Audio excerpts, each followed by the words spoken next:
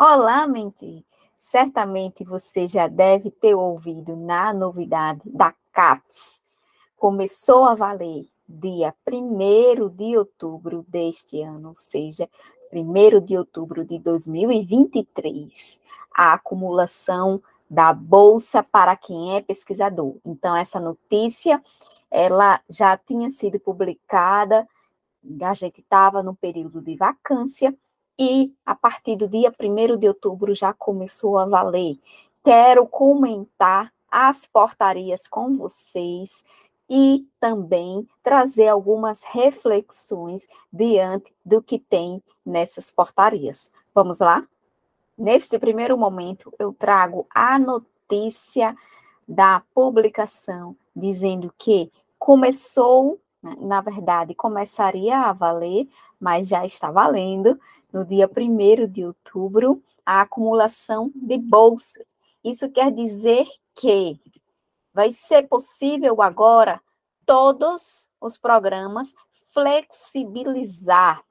A gente vai ver aqui a portaria passo a passo, não se preocupa. Vamos primeiro nos atualizar com essa notícia que foi publicada dia 29 pela CAPES, é o governo federal, tá vendo aqui o site oficial, e diz o quê? Que a flexibilização das normas para o acúmulo de bolsas da CAPES com outras atividades remuneradas ou rendimentos, tanto para bolsistas no país quanto no exterior, já começaram a valer no dia 1º de outubro, isto é, num domingo. Então, a gente tem dois documentos que fundamentam, que asseguram esse acúmulo de bolsa com a atividade remunerada, que é a Portaria 133 de 2023 e a Portaria 187 de 2023. Por que essas duas? Primeiro, a Portaria 133 de 2023, ela foi publicada contemplando os bolsistas que estão no país, ou seja, os bolsistas que atuam dentro do Brasil. Já a Portaria 187 de 2023 atende os bolsistas que estão no exterior. Então, vocês podem verificar que, ao publicar a 133, ficou uma lacuna em relação aos demais bolsistas que não estavam dentro do Brasil. E isso foi resolvido com a Portaria 187 de 2023. E é importante falar também que, desde 2010, só era permitido ser beneficiário de uma agência pública de fomento por vez. Quem já tinha bolsa ativa também, quem já tinha bolsa ativa antes vai ser beneficiado pelas novas regras, ou seja, não é a partir do momento da publicação. As pessoas que já possuem bolsa, que já possuíam bolsa, na verdade, antes de 1º de outubro, e acumular, também vai ser beneficiada a partir da vigência dessa norma em 1º de outubro. O que isso significa de fato? Antes, por exemplo, e aí, no meu tempo, posso falar assim, não faz tanto tempo assim, quem tinha uma atividade remunerada tinha que optar entre a atividade remunerada ou a bolsa. Muitas vezes, a gente optava pela atividade remunerada, mesmo tendo que se dividir com o tempo da pesquisa e o tempo do trabalho, porque a bolsa ela estava muito defasada. Então, conheço pessoas, inclusive eu, que preferiram optar pela atividade remunerada. Conheço também pessoas que preferiram sair, ainda que recebendo mais, da atividade remunerada para se dedicar exclusivamente à pesquisa, porque a pesquisa estava demandando tempo e a pessoa queria dedicar tempo e zelo a ela. Conheço pessoas também que não tinham sequer qualquer atividade remunerada e foram contempladas com a bolsa. Isso quer dizer que antes havia uma divisão social. que era para contemplar as pessoas que não possuíam nenhum tipo de rendimento. Só que, muitas vezes, mesmo já tendo recebido a bolsa, algumas pessoas recebiam convites para atuar profissionalmente. Isso porque se qualificava melhor, porque fazia uma seleção, por exemplo, para professor substituto e passava, e muitas vezes para poder receber, para poder atuar nessa atividade profissional, a pessoa teria que abdicar da bolsa, e aí vinha um problema não só ético, mas também com todo o colegiado, porque a bolsa é um fomento nacional. Se você está abdicando dela na metade do caminho, isso pode trazer prejuízo a você que é pesquisador.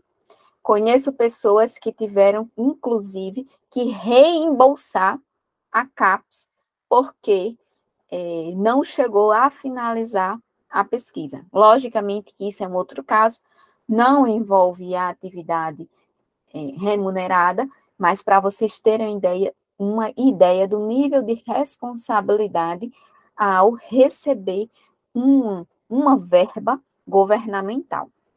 Vou comentar com vocês a primeira portaria. A primeira portaria é a 133, publicada em julho de 2023, como vimos anteriormente. Ela tem origem no gabinete da CAPES. A ementa dela regulamenta o acúmulo de bolsas de mestrado, doutorado e pós-doutorado concedidas pela CAPES num país com a atividade remunerada ou outros rendimentos. Importante salientar que, só abrindo parênteses, né, ela altera várias normas, okay, que não vou falar a respeito. Importante falar que ela traz no seu documento, nessa portaria, que os programas, eles não são obrigados a aceitar essa portaria. Isso quer dizer que os programas, eles poderão, né, se adequar a essa portaria, mas sempre no limite da portaria. Aqui é onde tem um artigo mais importante para você compreender isso. As instituições de ensino e pesquisa, ou os PPG, poderão regulamentar ou atualizar os critérios para permissão ou vedação do acúmulo de bolsas em seus regimentos internos, observado o disposto no artigo 2º, e serão responsáveis pela aplicação, monitoramento e fiscalização do cumprimento do regulamento. Então, quer dizer que, além de aplicar, o PPG deve monitorar, fiscalizar o cumprimento do regulamento. E, acima de tudo, é sempre bom a gente destacar que poderão regulamentar, atualizar, permitir ou vedar o acúmulo de bolsas. Isso significa que você não vai sair correndo para o seu programa de pós-graduação exigindo o cumprimento da portaria.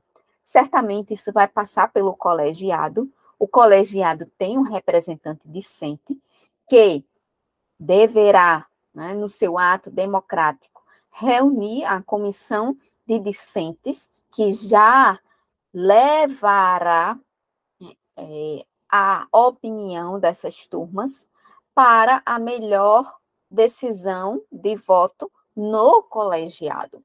O colegiado é uma comissão, né, é um grupo de pessoas que estão se reunindo ali para decidir as normativas do programa. Então, a gente vem aqui. O coordenador do PPG ou do projeto registrará os casos de acúmulo e manterá as informações atualizadas na plataforma de concessão e acompanhamento de bolsas. Então, possivelmente, aqui deve ser o orientador, né? Se é o coordenador do PPG ou do projeto, o coordenador ou do PPG ou do projeto vai registrar esse acúmulo de bolsas.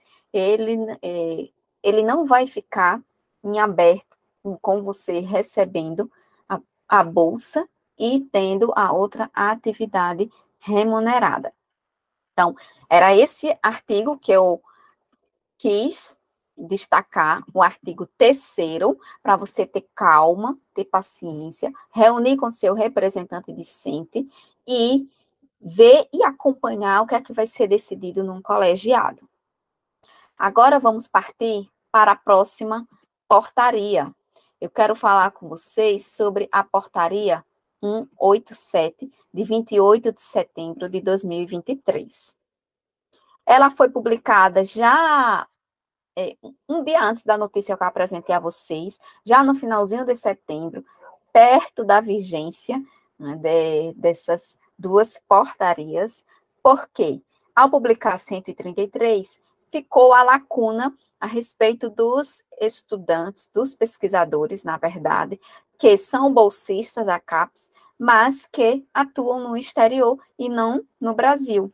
E essa portaria resolveu esse problema. Depois você vai poder ler com calma, eu vou deixar o link na descrição das duas portarias, inclusive da notícia, para você ter acesso.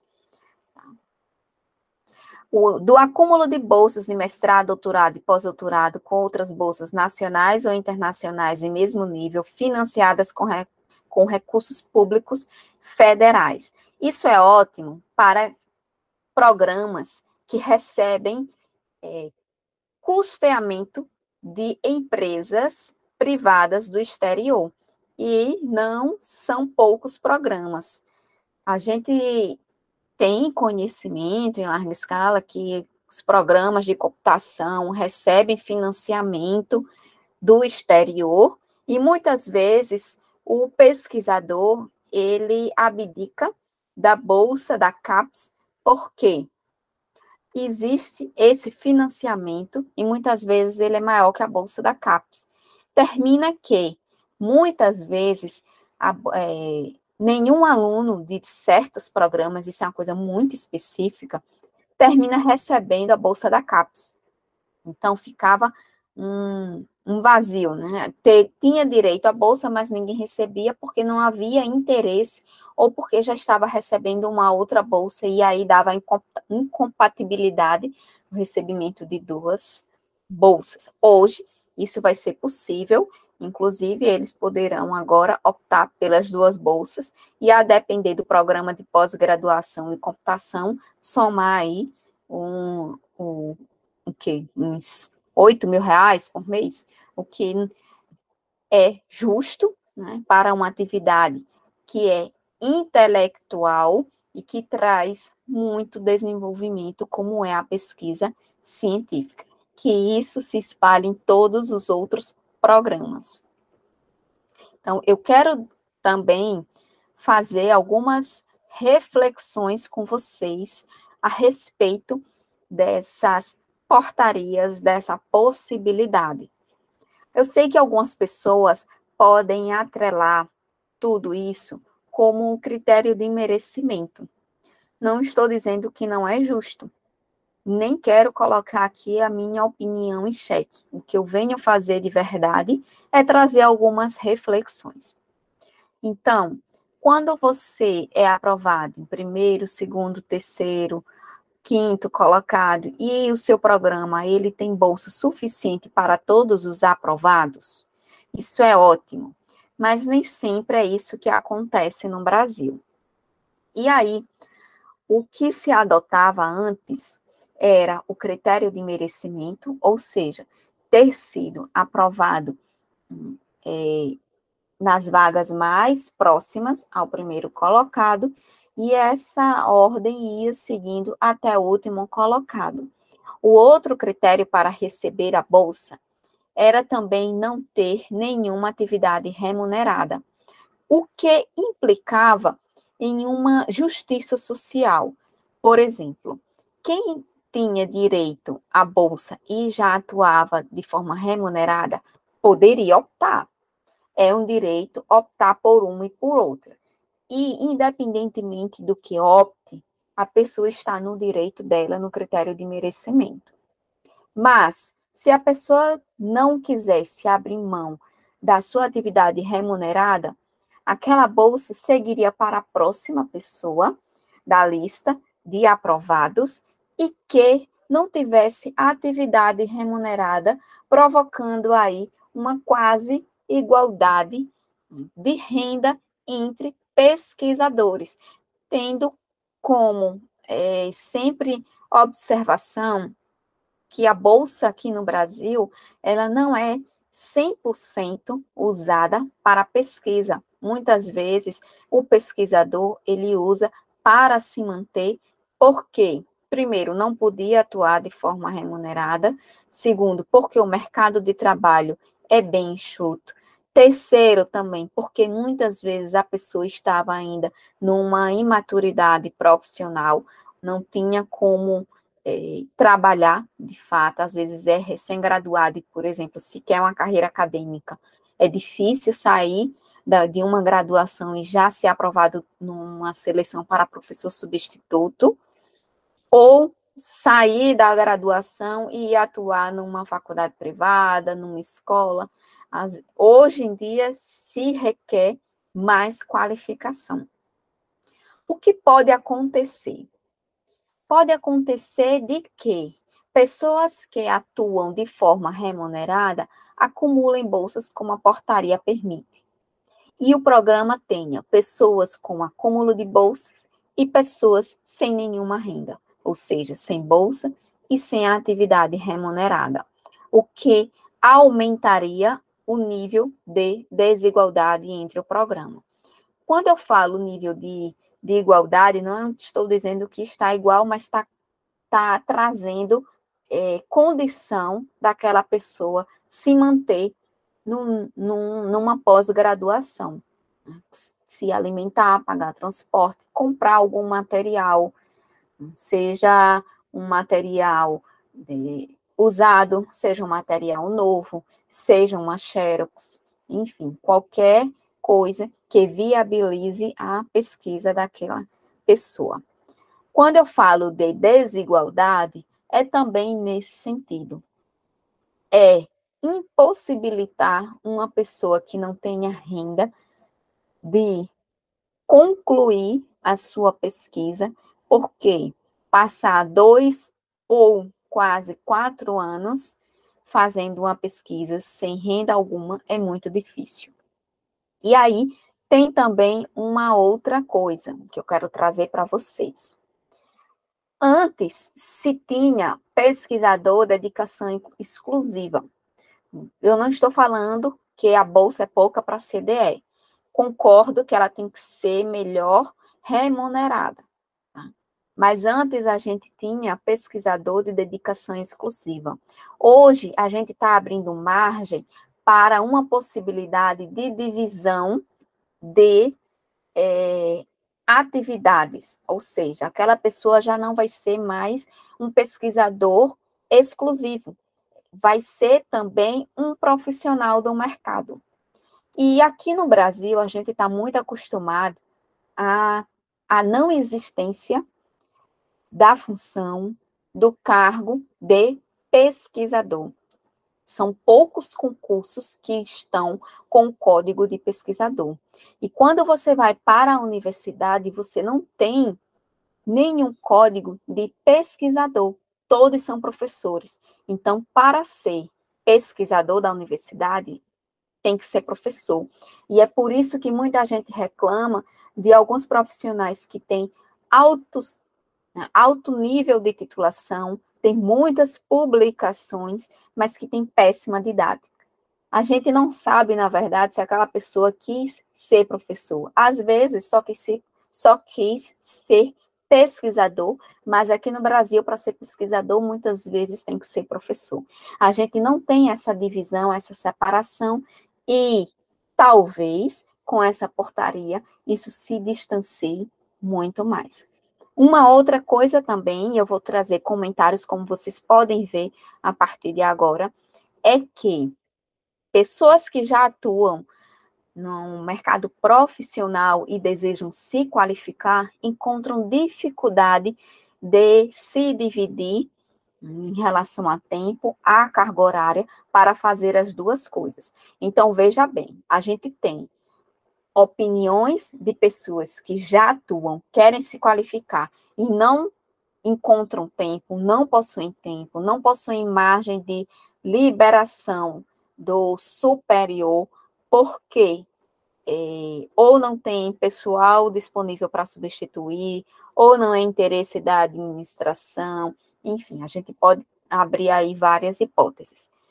E a gente tem também, do outro lado, pessoas que atuavam de forma de dedicação exclusiva, comemorando a possibilidade de atuar, de se dividir no mercado de trabalho com outra atividade remunerada e com a pesquisa. Então, veja que são dois grupos antagônicos que se chocam e, ao meu ver, faltou pouca discussão da CAPES para trazer essas duas portarias.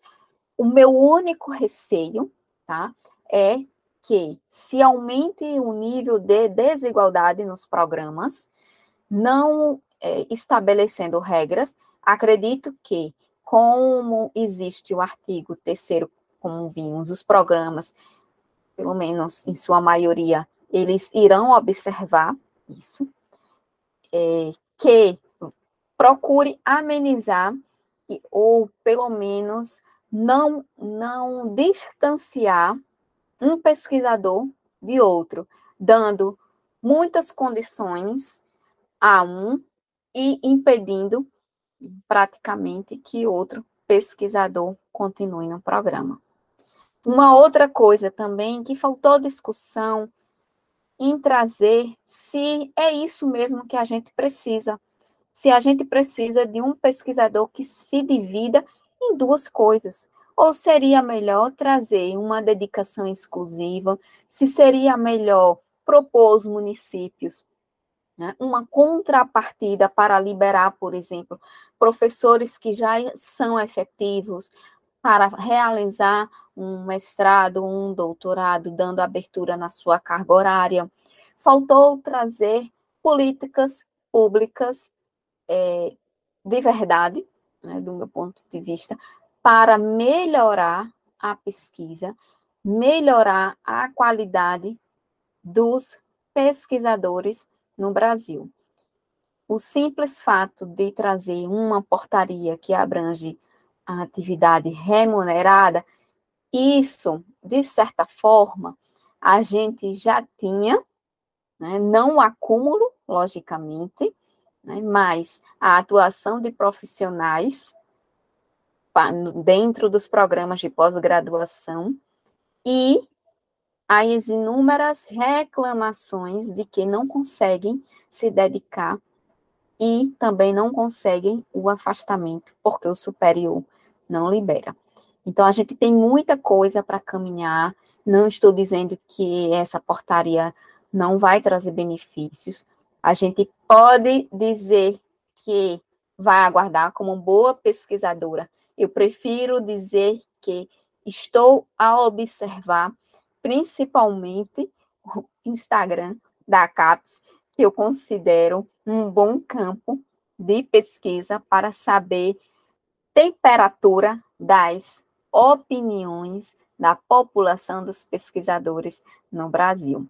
Agora eu quero saber qual a sua opinião, se você ficou feliz, se você vê ponto positivo, se você vê também ponto negativo, se você está na expectativa para saber o quanto essas portarias vão influenciar a qualidade das pesquisas no Brasil e também dos pesquisadores. Se você acredita que somente o critério de merecimento ele já é o suficiente ou não, enfim, quero saber o que é que você acha, se você concorda ou não.